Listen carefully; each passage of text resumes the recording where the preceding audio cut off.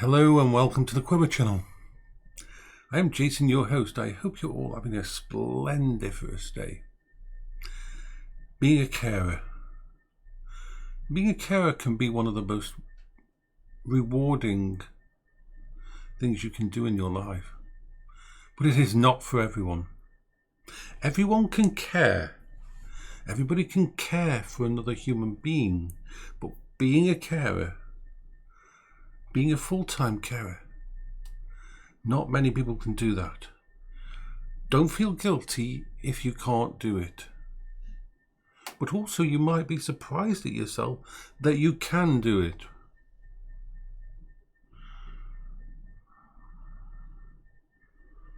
Half of my life was a carer. My wife got ill and became disabled within 1 year of meeting her. And for the next 20 years, I was her carer. And then when my mum's dementia hit, I was her carer for 5+ years.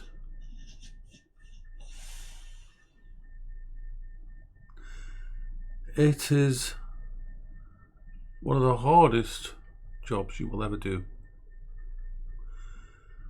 And it's not something you can train for.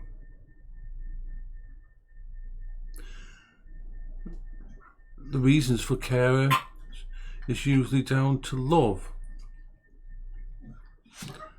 for wanting to be there for someone. And you do it because no one else can.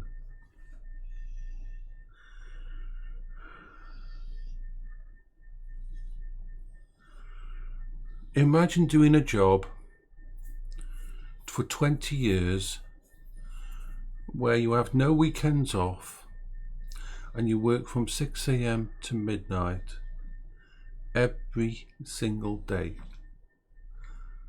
without one day off. How long could you keep that up?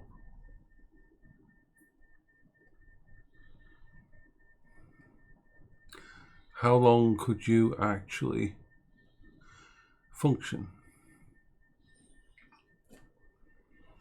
A carer is a special kind of person who thrives on that. Even though I'm classed as autistic, I'm classed as severely disabled and non-functioning. Because I had a complete and total focus on Paola, and then my mum, I was able to function. I was able to thrive on it. Oh, I still had lots and lots of limitations. Leaving the house was a challenge. For almost 20 years, every time I left the house, it was because I was pushing a wheelchair with my wife in. And for a year and a half after my wife died, when I would have to go to CT scans or anything like that, when I had to leave the house, my hands would naturally go to that position in front of me. It was so ingrained in me.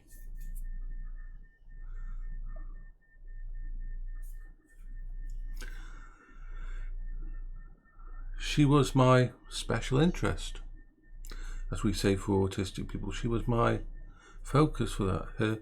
The challenge of doing everything for her.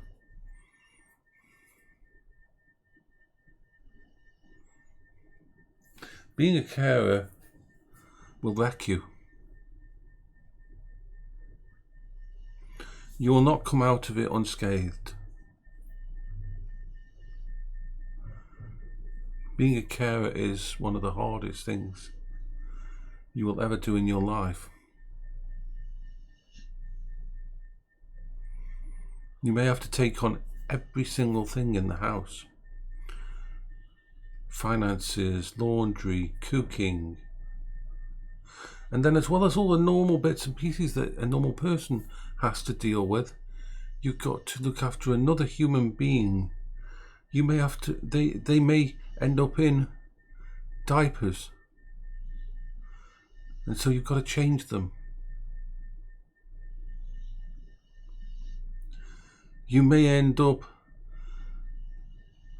having to wash and clean bedding 2 or 3 times a day.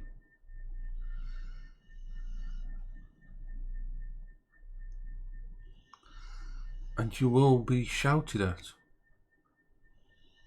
And this person you're looking after will rip into you. Why? Because even if dementia is a whole other layer, but even if it's not dementia, this person you're looking after is going to see you as the only person they can vent their anger at. It's not right, it's not fair, but you have to develop a thick skin. Because when someone's dying, when someone's been given oh, by the way, there's no cure for this, you're going to slowly die, it's going to be horrible. When you're told something like that, for example, at 20 years old, that person's going to have some frustration, that person's going to have some anger, that person's going to have something, no matter how amazing they are. And Paola was amazing, but there's going to be times when they want to tear someone down, and you are the only target. So you have to deal with that as well, with the frustrations of this person that's been randomly affected so unfairly.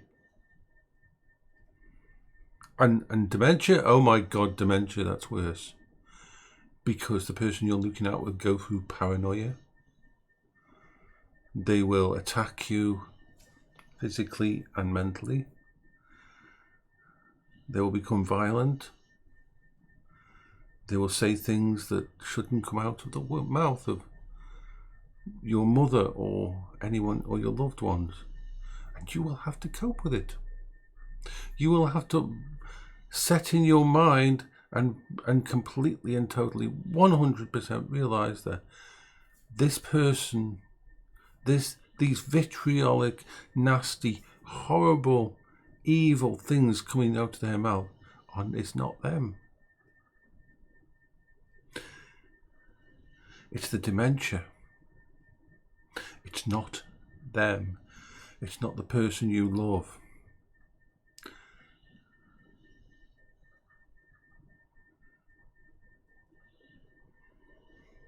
You may have to learn and be trained on dialysis.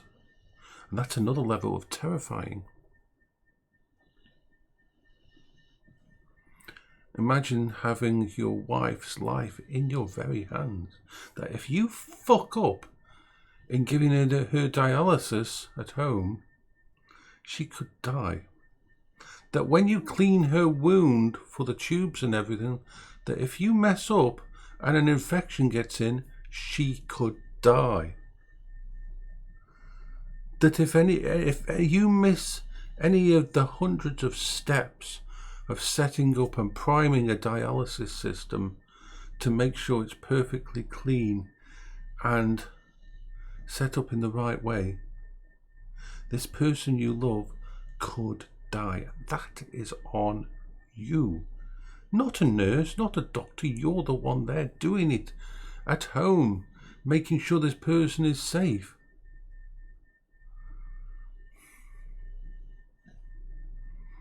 You will do more than you ever thought you could.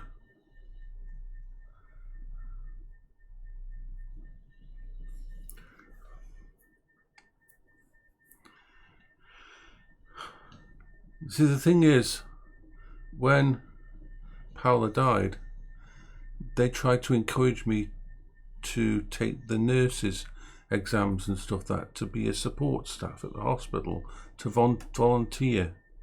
But they didn't understand.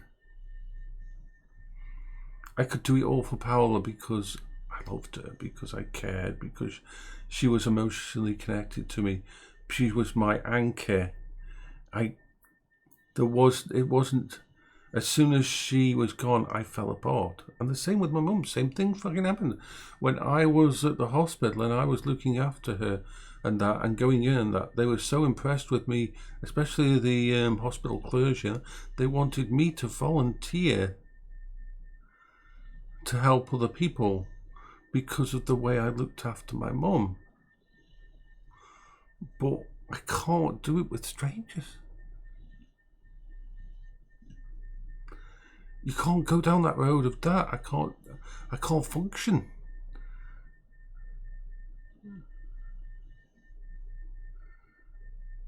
When it's someone I care about, I can do it, but I can't do it for money. I can't do it for a career. I can't do it for anything like that. But you put someone in my care, in my house, and I will just switch into that role of taking care of them, and it will just be boop, done, happy. It's part of my brain chemistry. Just as long as that person's someone who cares for me and I care for them, I'm a born carer. And maybe it's my autism that allows me to do it. Maybe it's part of my ADHD in that, because I know things like having to figure out a special diabetic diet for Paola and all that. And I was able to do that. And look at the stuff I did for my mum when she was in hospital, and that, going above and beyond everything.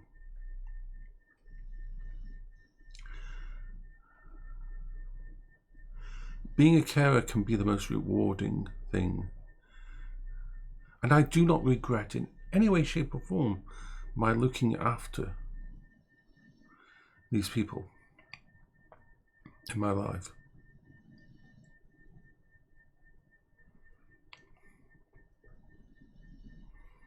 Where did the energy come from?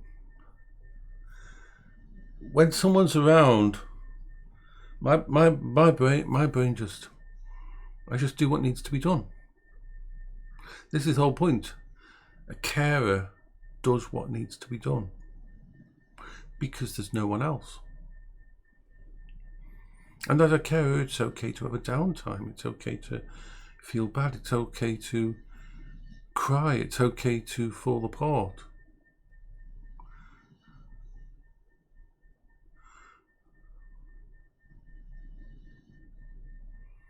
Even now, I miss looking after someone. Because I know if I was looking after someone, I would be able to function so much better in my house.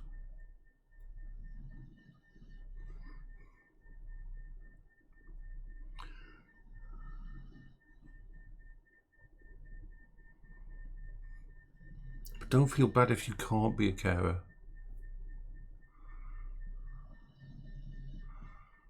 Some people, it basically does destroy them.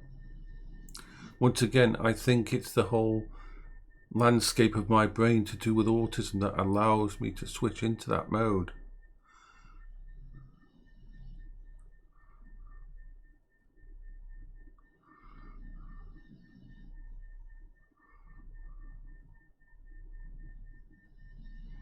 And take care of yourself. This is Jason for the Quiver channel.